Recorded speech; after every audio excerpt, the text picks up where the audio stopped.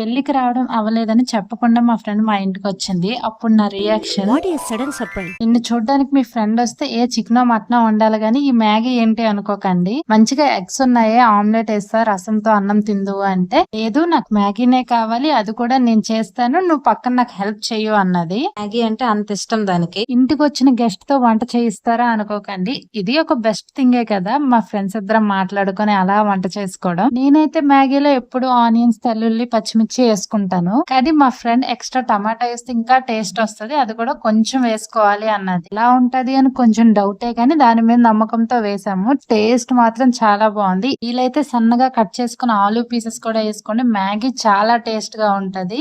ఇంకోసారి అలానే Maggi చేసుకోవాలనుకుంటారు. Last లో దించే ముందు కొంచెం సాల్ట్, కారం, చేతికి దొరికిన మసాలాలు వేసి సర్వ్ చేసుకుంటే అబ్బా అనాల్సిందే. ఇప్పుడు నేనే కదా టేస్ట్ ఎలా ఉంది చెప్పేది, ఇప్పుడు నువ్వు చెప్పు అంటే చూడండి ఎలా సిగ్గుపడిపోతుందో చెప్పడానికి.